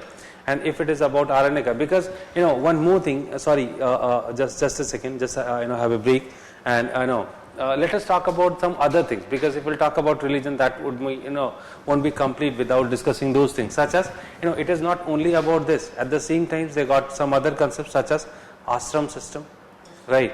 And many other systems as well, right? And ultimately, these all added the complexities, or they all added in the, should be added in the complexities of the religion, right? So finally, as I told you, after all this, people got disappointed and they started creating some different kind of literature, right? And in that particular category, you can find the Aranyak and the Upanishads, right? So if it is about Aranyak, so now what is the biggest contribution of the Aranyakas, right? I think earlier also I have discussed about this Aranyaka while discussing about the sources. So once you talk about the Aranyak, so basically these people said, okay, look, if you need, so first thing, that all those questions that I have written down, on the blackboard, right? Whiteboard. I just told you about that, God, soul, salvation, and have you ever tried or have you ever find that these questions were answered in the text that we have discussed so far? Vedas didn't try to answer these kind of questions.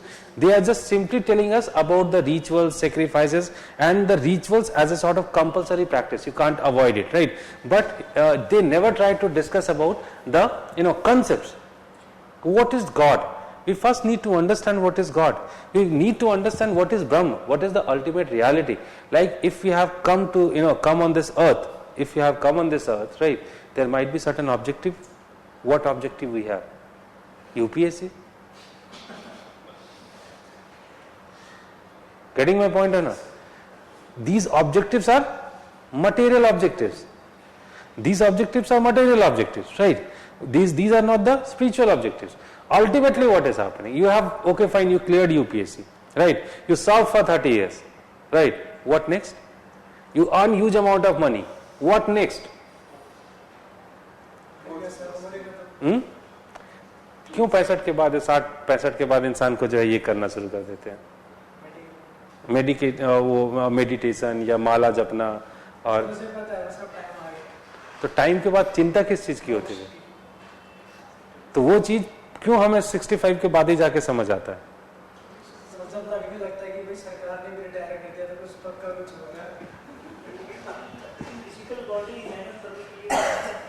नहीं, there is a time come when you start thinking, now what is the goal, what I have done in my life. That is very important. If somebody has, look, if we'll talk about the material goals, that might be one goal. The second goal would be that you have made some name for yourself, right?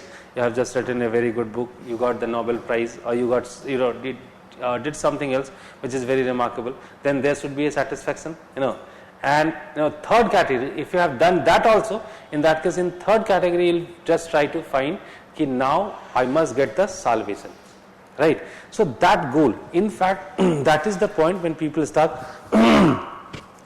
thinking. But nobody is thinking for these kind of things initially, right? And in fact, there was no text which actually forced us to think about this, right? Ki these kind of things are not achievements. The achievement is something once you have realized the ultimate reality. And that is very necessary actually to understand the reality. Without understanding that, you can't do anything. Let me tell you one thing very frankly. We people are completely trapped in Maya.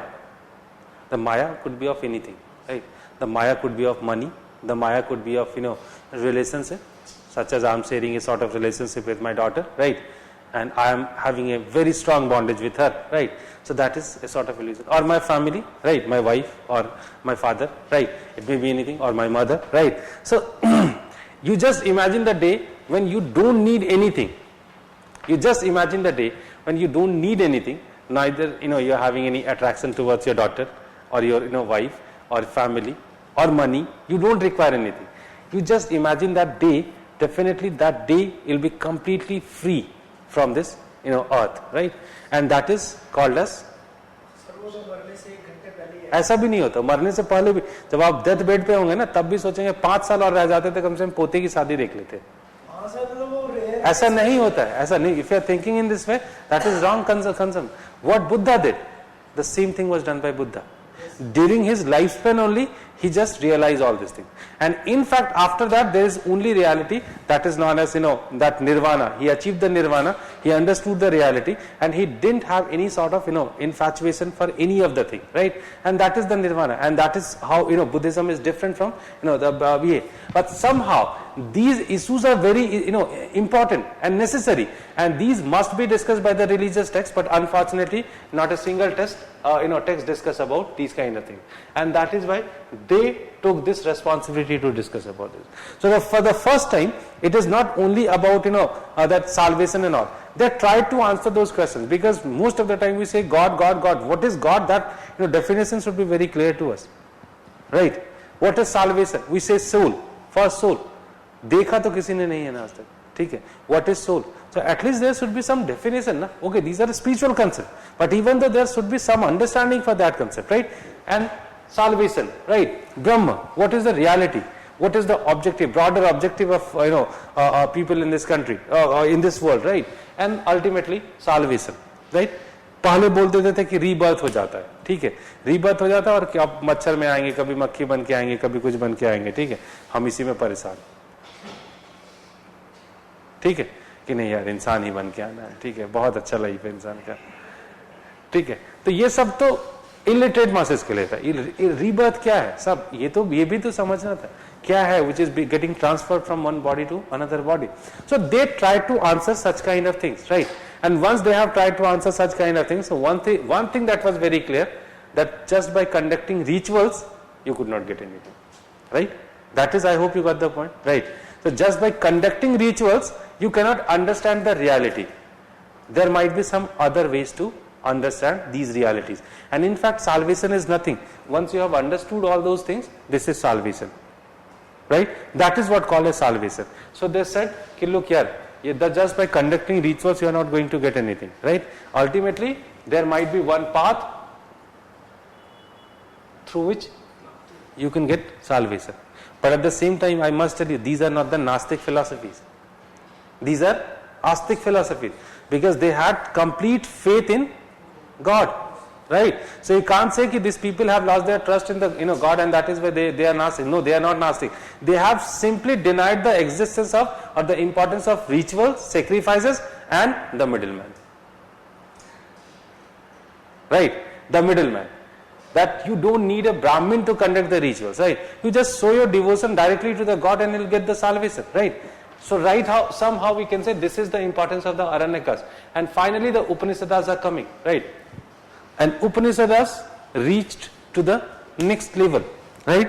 And there were so many Upanishads which were written, and in fact the early Upanishad that is known as Brihadaranyaka and Chandogya, these are the earliest Upanishads.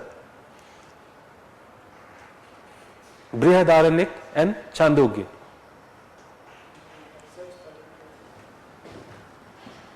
Just a second.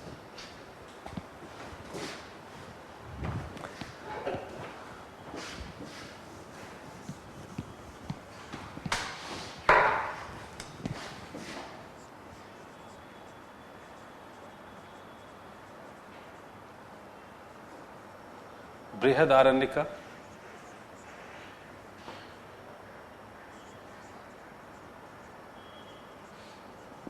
and Chandogya. Brihadaranyaka and Chandogya.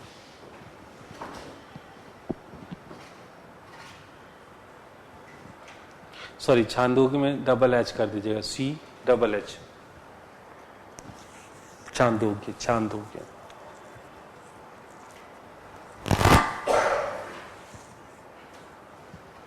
Right? So now when the Upanishads are coming, right? So what Aranyakas told us, they simply told us ki okay, just go to the forest, and that is why it is called as Aranyak, and just show your devotion to the God, and that is nothing called as simply bhakti, right? The showing directly devotion to the God is known as bhakti. So they discuss about the bhakti as one of the path that could liberate you, right? And the second thing, that is Upanishad, and they actually started emphasizing on some other thing.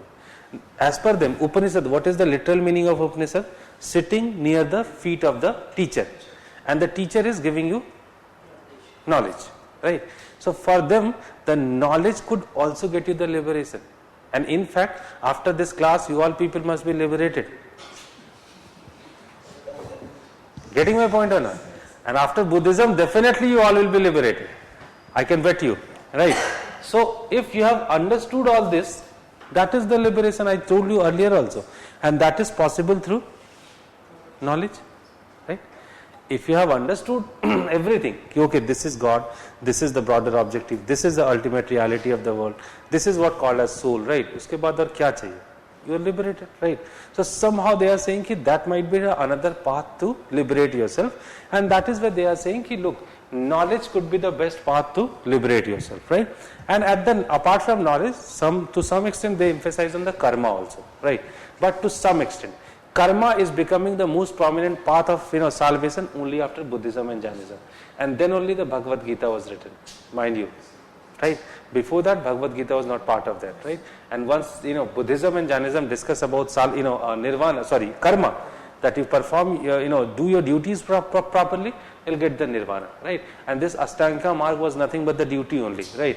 That okay, you are not doing anything in Ashtanga marg except this Samyak Samadhi. You are simply doing the right job. You are not speaking lie, you are not misbehaving with anyone, right? So this is karma, right? And as per Buddhism, if you are doing all those kind of things, ultimately you'll understand the reality, right? Or you'll find the nirvana, right? So, and then Brahminical people got inspired by that. They wrote this Bhagavad Gita, and somehow Bhagavad Gita is dealing with more or less the idea of karma and bhakti. Both the ideas have been extensively discussed, and to some extent knowledge also, right? So the Upanishads are getting the new philosophies. I'll dictate you about the Upanishads something, right?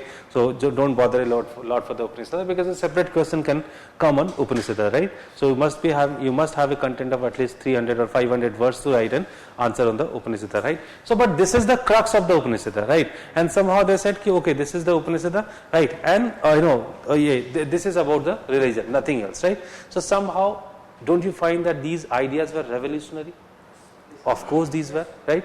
But these ideas could not become very successful. That's another problem. And why do you think that these ideas could not become very successful? नहीं, Brahmins को रोक थोड़ी रहे हैं.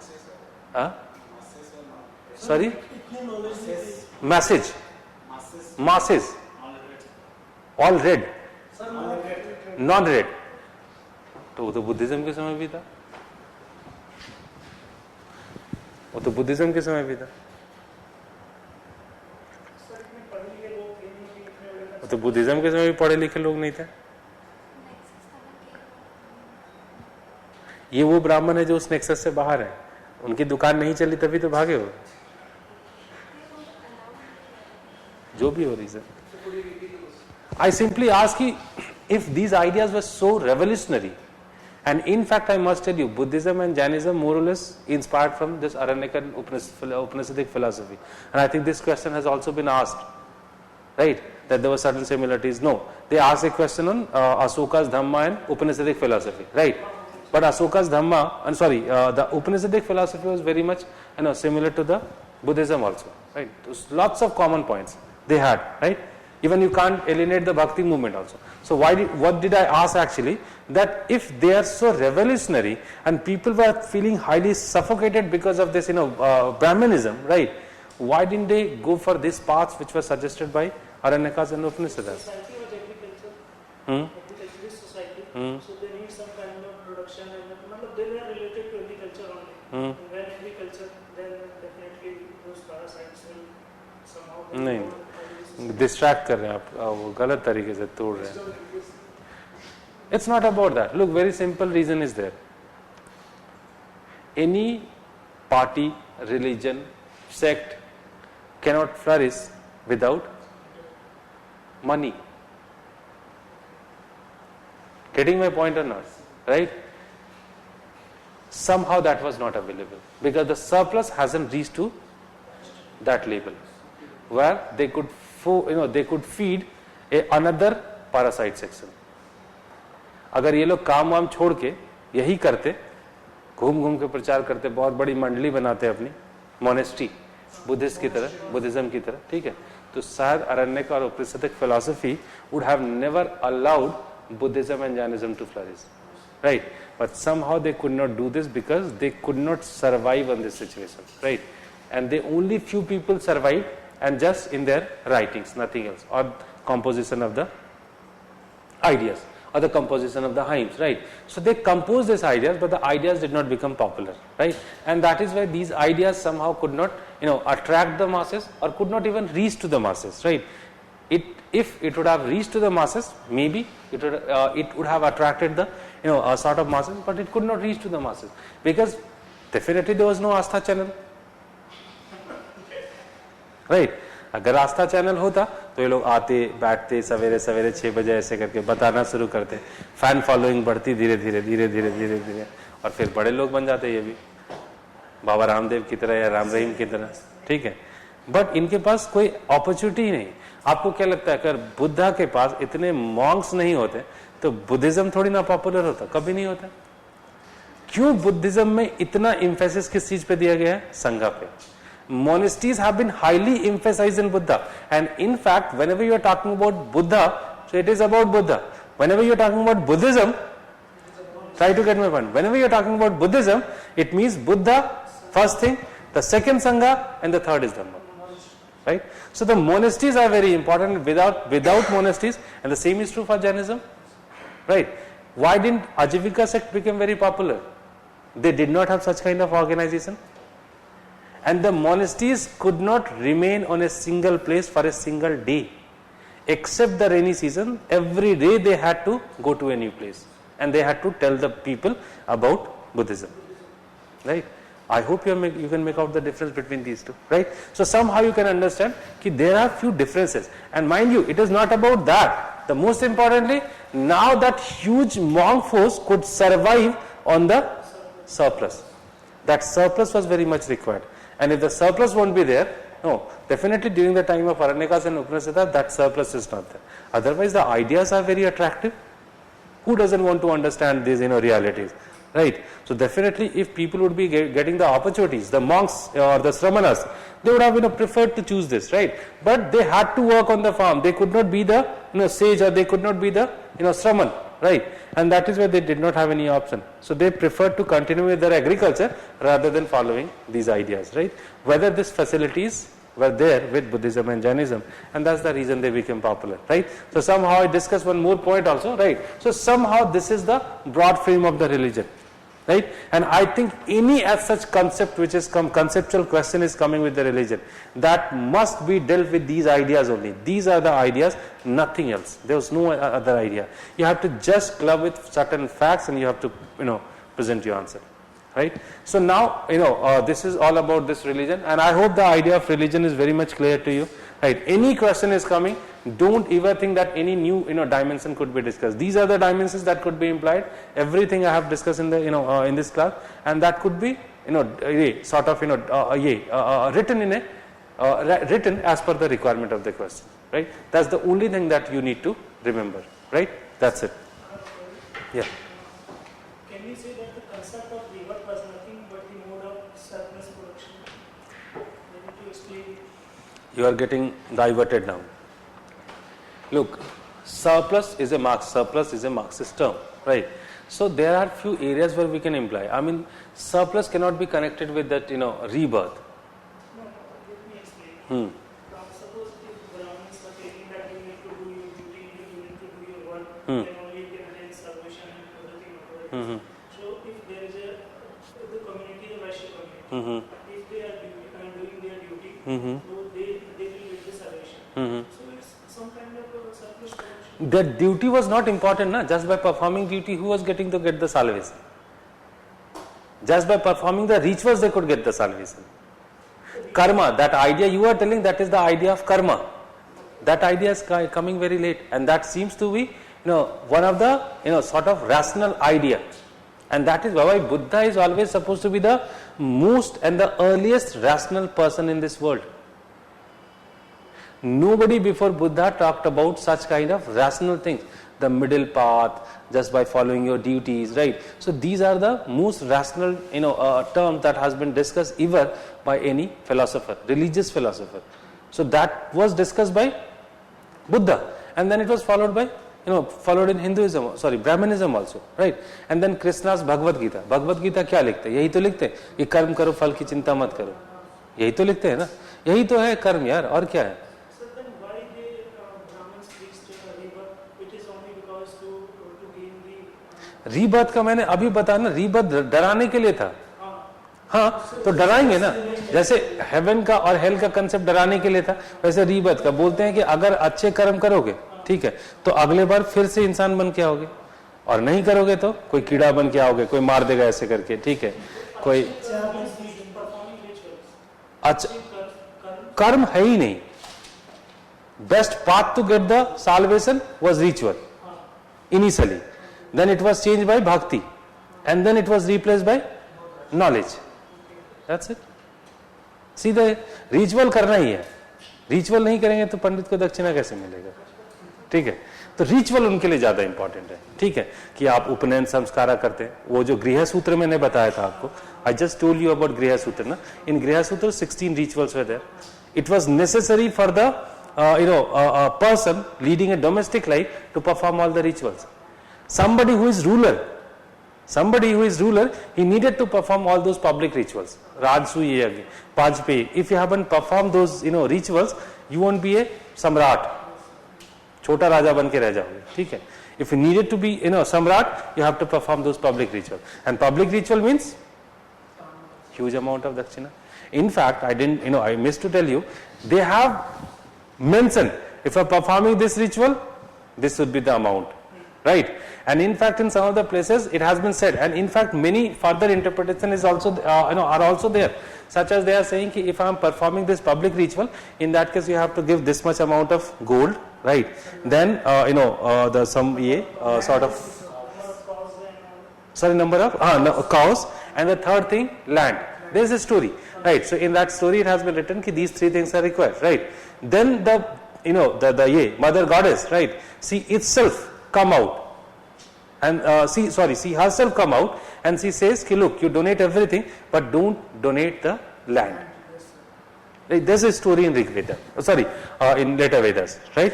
So it means what does it mean? That land was one of the commodity which was not being donated, or normally it was discouraged, right? तो इसका मतलब land donation नहीं है. लैंड डोनेशन नहीं मतलब प्राइवेट राइट नहीं है land पे. Got my point? Getting my point or not? Sorry? Because there was no as such notion of private property, right? Land was not being owned by somebody, right? And because if you are donating it to someone, it means that you are owning it. Getting my point? And if you cannot donate it, it means that you are not owning it, right? So there is a very clear-cut difference between these two, right? So she has discouraged the land donation. So it has been assumed, or it has been interpreted by historian in a way that the land was something which is not being owned by a particular community or particular section, right? That could be seen in the next phase. ठीक है? तो ये है इसका interpretation. हाँ. Despite of all the negativity, Brahmanism also played an important role in establishing the social structure of the society. This is also correct. Can you repeat the question, please? Despite of all the negativity of Brahmanism, it also helped in establishing a social structure or maintaining Yes, of course, the society. of course, So of course. it was to some extent the Brahmanism was also good. If it Look, we are not here to decide good or bad. Try to get my point. But if we'll find the role of Brahmins in structurizing the society, of course it has. It was there. Because if you think that Varna system came without any utility, that is incorrect. There must be some utility, and because of what Varna system would have come, maybe to define the rules, because that society is becoming agriculturist.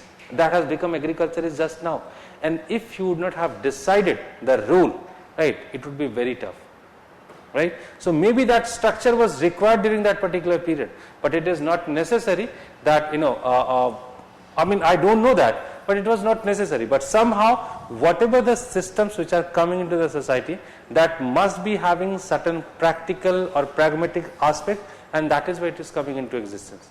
आपको क्या लगता है, अगर democracy अच्छा है तो democracy हम पहले ही क्यों नहीं ले आए? जब से स्टेट आया है तब से डेमोक्रेसी क्यों नहीं है? क्योंकि डेमोक्रेसी नहीं चल सकती थी, ठीक है, इसीलिए स्टेट आया, ठीक है. स्टेट के बाद हम जो है डेमोक्रेसी लेके आते हैं, ठीक है, क्योंकि मोनार्किकल या ऑटोक्रेटिक जो स्टेट है उसके बाद ही डेमोक्रेसी आ सकती है. बिकॉज हम क्यों बोलते हैं अभी भी कि this country actually doesn't deserve democracy? Why? Because there are certain preconditions for the democracy. The masses should be literate at least. The masses should understand the value of the vote. Then only the democracy should be implemented.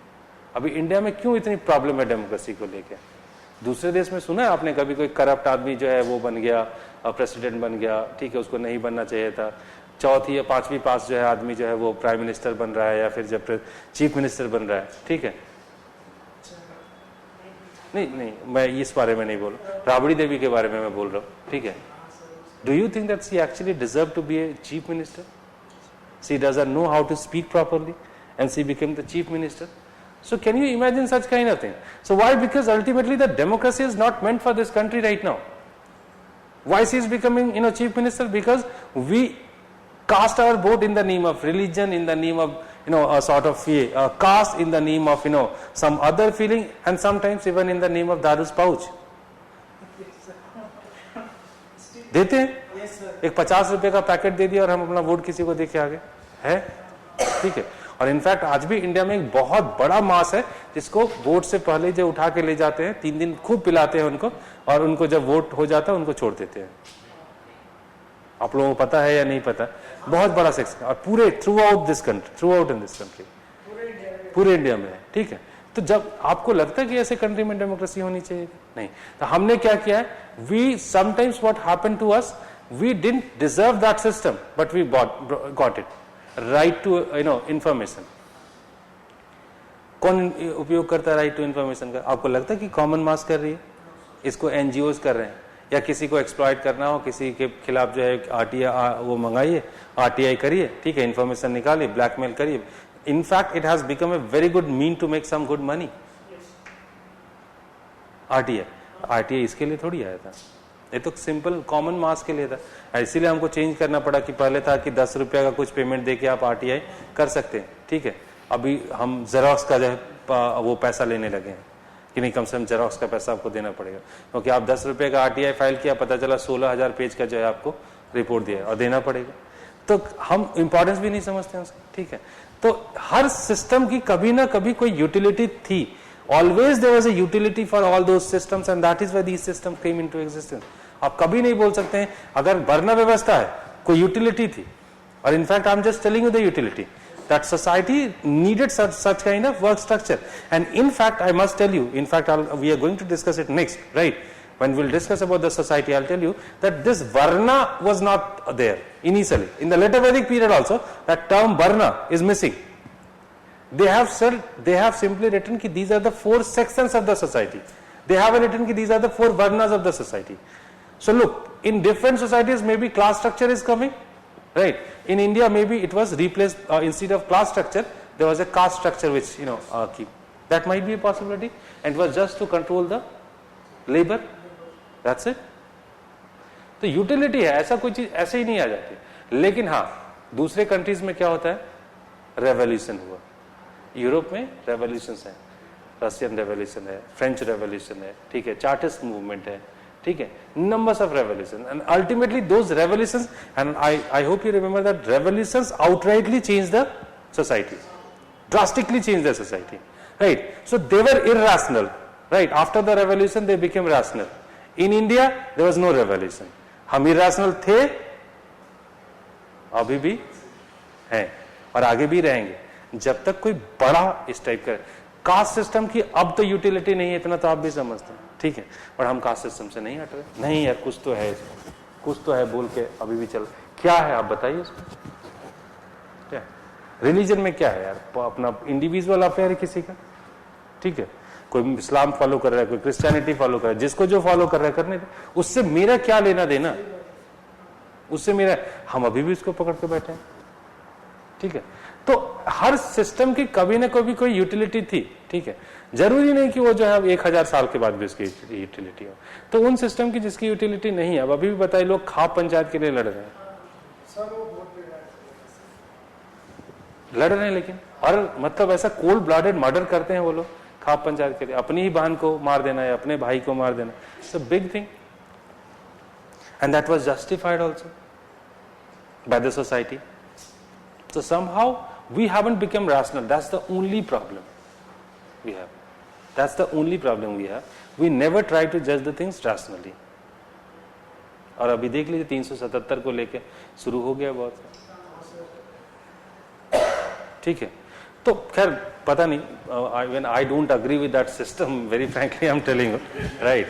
So ये but Sir, the same thing as you said earlier, that in India in present condition we don't need 377, but still there is.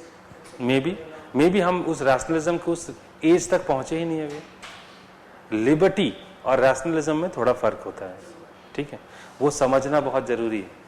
Duties की responsibility होनी चाहिए, until and unless you understand your duties there is no point of talking about rationalism, right? Oh sorry, liberty, but in India liberty is there but the sense of duty is completely missing, that's the problem, ठीक है।